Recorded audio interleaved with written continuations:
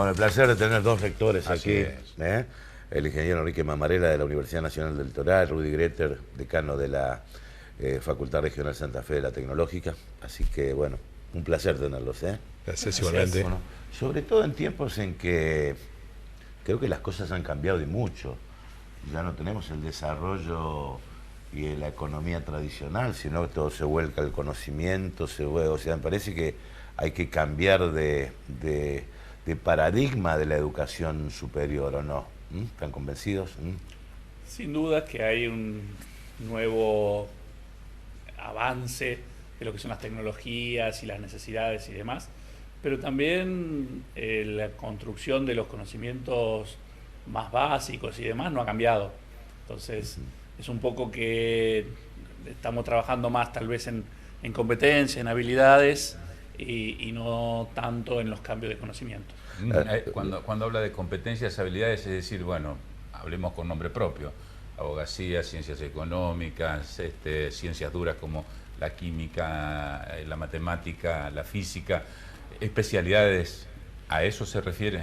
No tan así, no tan disciplinar, sino algo más que tiene que ver con este conocimiento, ¿para qué te sirve? ¿Para qué te capacita? Pero entonces necesitamos a alguien que... Estamos hablando de la economía de conocimiento. Bien. ¿Cuáles son los nuevos contratos? ¿Cómo se valoriza a un intangible? ¿Cómo se cambia una propiedad intelectual de algo que tecnológicamente es nuevo? Entonces, eso va cambiando también el paradigma de la enseñanza. No, yo decía, hay un cambio fundamental, es decir, no es más la industria con la chimenea humeando hoy en día. Hoy es un robot haciendo un auto también, ¿o no, Rudy? Sí, totalmente. O sea, hoy ha cambiado cómo se enfoca en el caso particular nuestro la ingeniería. Hoy hablamos de la industria 4.0, donde en realidad tenemos la simbiosis de varias ingenierías y donde, bueno, la informática, la robótica van generando empleos nuevos, o sea, van generando también oportunidades diferentes y creo que para eso tenemos que estar preparados. O sea, hay muchos empleos que van a tener nuestros ingenieros que hoy no saben cuáles son. Sí, Ahora, les pregunto a los dos que son ingenieros, ¿no? Aquel que se imaginó que el desarrollo tecnológico, la robótica iba a generar mayor bienestar, uno dice destruye empleos, genera otros. En ese intercambio, ¿es más lo que se destruye que lo que se genera? ¿Y qué pasa con los que quedan afuera? ¿Cómo lo imaginan ustedes? A ver, yo creo que se necesitan cada vez más trabajos, pero cada vez más trabajos con ciertas calificaciones. Claro. ¿No? Y ahí está el desafío un poco de cómo se yo pienso, por ejemplo, creo que lo que hemos vivido, y no sé si van a coincidir todos ustedes, el avance tecnológico de manera vertiginosa que sufrió la actividad bancaria, en donde cada vez hay menos empleados atendiendo en persona y todo se hace a través del home banking o cajero automático. El cartero. O el cartero, que pasó de repartir cartas a entregar compras por mercados electrónicos. Pienso en los que son las casetas de peaje, que desaparece el ser humano directamente para hacer una caseta automatizada. La compra online. ¿Dónde lo ven ustedes? La compra online, ¿dónde ven ustedes que debe especializarse? Perdónenme porque yo no lo alcanzo a ver. Atrás de eso hay mucho trabajo de programación, de nuevas aplicaciones, toda la telemedicina, hay un montón de áreas que todavía no la hemos podido poner a disposición, ¿no? Que uno tenga una persona mayor, sus padres, sus abuelos, y pueda monitorear su casa sin tener que ir y ver si, por ejemplo, está prendida una hornalla, si está abierta una canilla, si hubo un tiempo que pasó sin que nadie fuera al baño, todos esos dispositivos, todo eso con aplicaciones, todo mucho trabajo que también hay que desarrollarlo y que nos tiene que llegar, la salud, no tener que viajar, si uno está en pleno viaje, está en la isla, está descansando, está teniendo un síntoma, un paro cardíaco o alguna situación, poder relacionarlo y mandar toda la sintomatología, poder utilizar una aparatología propia que esté en el celular, que llegue a un centro de salud, que un médico lo pueda derivar. Hay muchas situaciones que va a dar mucho trabajo, pero que también hay que trabajar. A los dos, si esto es esencial para el futuro, ¿no? ¿Comparten el reclamo de ciencia y técnica de este gobierno por el presupuesto? ¿Lo comparten? Pues el presupuesto Sí. de ciencia y técnica tiene que ser mucho mayor que el presupuesto que soy, y también Totalmente. tiene que haber una política de ciencia y tecnología, que tiene que haber un gran acuerdo en el marco de qué es lo que necesita el país y a dónde vamos. Ajá. Creo que en general nuestro país lo que adolece en mucho tiempo son cuáles son las políticas públicas y que las discutamos entre todos. Sí, que esas políticas públicas tengan una continuidad en el tiempo, digamos, ¿no? Porque creo que eso es una de las cuestiones que tenemos. O sea, por ahí las políticas públicas son de corto plazo y ahí no tenemos digamos, un escenario más a futuro tratando de sostener esas políticas públicas. Obviamente, el presupuesto, como decía Enrique, el presupuesto hoy de ciencia y tecnología no es el presupuesto adecuado, pero tendríamos que fijar claramente, a partir de un gran acuerdo, decir cuáles son las líneas prioritarias en las cuales vamos a trabajar. Ahora, pero ustedes están inmersos también en una gran incertidumbre, por decirlo de alguna forma, electoral, porque ustedes deben estar pensando, bueno, ¿qué va a pasar después del 10 de diciembre con este sector que ustedes defienden, fundamentalmente, o no? Sí, bueno, Cuando tuviera que ser una política a largo plazo, Sí, ¿o sí. no? sin dudas. La educación pública tiene que ser una política de Estado y a largo plazo. Pero a ver, así como la política de educación no es solo crear escuelas o a tener más cargo de maestros, porque eso no garantiza que tener una buena educación, en este marco también, ni tener más investigadores solamente, ni dar más fondos garantiza mejores resultados y una política en ciencia y tecnología. Creo que eso nos pasa también en la educación pública, en la educación universitaria. No es tener más universidades o más docentes universitarios. No solamente eso no alcanza, tiene que haber una política sostenida, tiene que haber conducción, tiene que haber un Una acuerdo política en de el cual- Estado, ¿no? política de Estado. Una política de Estado. Rudy, y en su momento ustedes se entusiasmaron en la tecnológica porque hubo ese boom de demanda, de matrícula, porque hubo un boom de demanda de ingenieros. Hoy, ¿cuál es el estado de situación?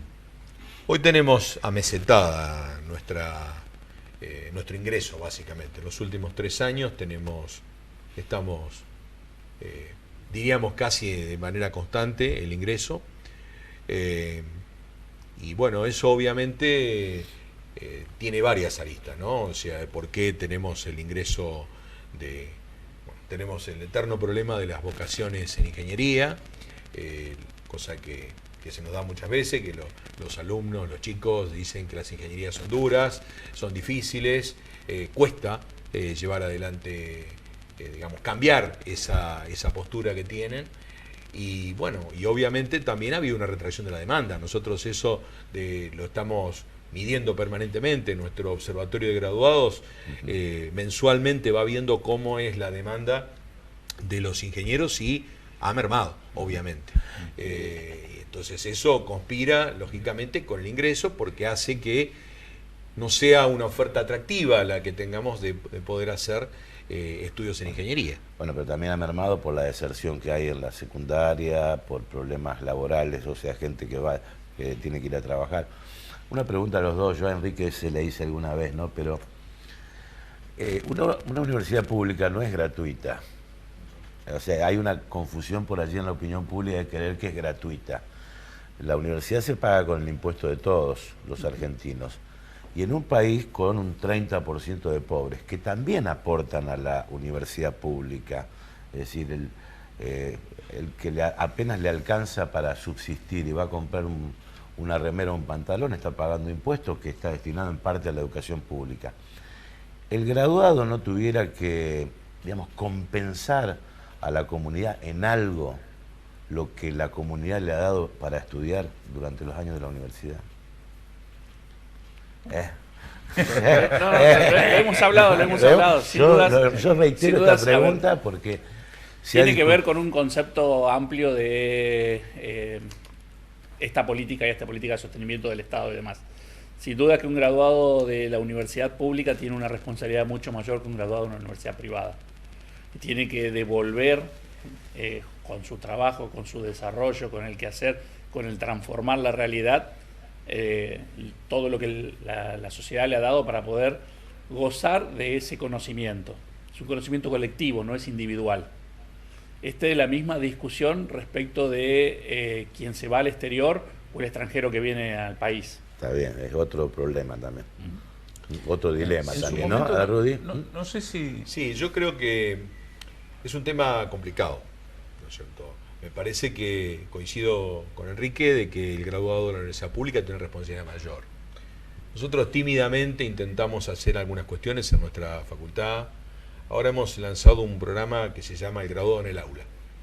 Entonces estamos trayendo a los graduados que tenemos en diferentes lugares a que participen en digamos, tal vez es bastante simbólico esto, pero sí, que participen en distintos espacios áulicos, volcando su experiencia, dando algunas cuestiones, obviamente sin ningún tipo de remuneración, pero eso permite además mantener al graduado vinculado con la facultad, con la universidad, y me parece que es una mínima, por lo menos escasísima, tal vez irrelevante, forma de devolver a la facultad y ergo a la sociedad. Nosotros le planteamos siempre a los ingresantes, digo, bueno, que el señor que barre frente a en la costanera, proporcionalmente está sosteniendo el estudio de ellos, y tal vez de una manera proporcional mucho más alta que otras clases sociales, digamos. Y eso creo que también hay que meterse. Yo no recuerdo, creo, si se llegó a transformar en proyecto de ley, de grabar en un 5% durante un tiempo a los graduados, ¿no?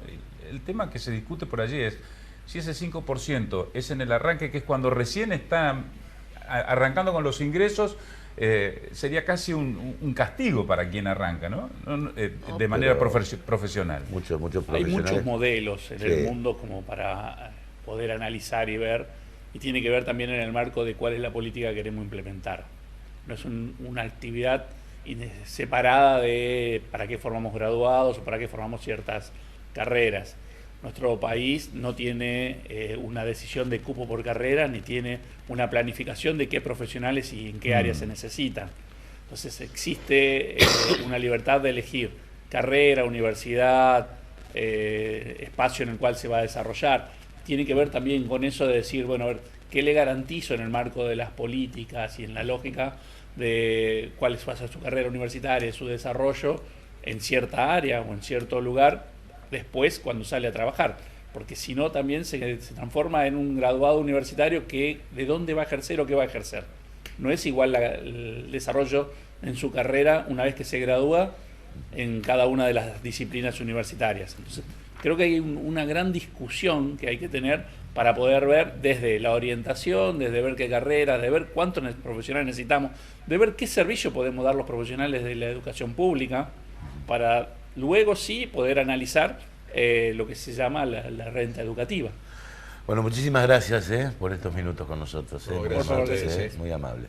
Última pausa. Última pausa. Enseguida volvemos.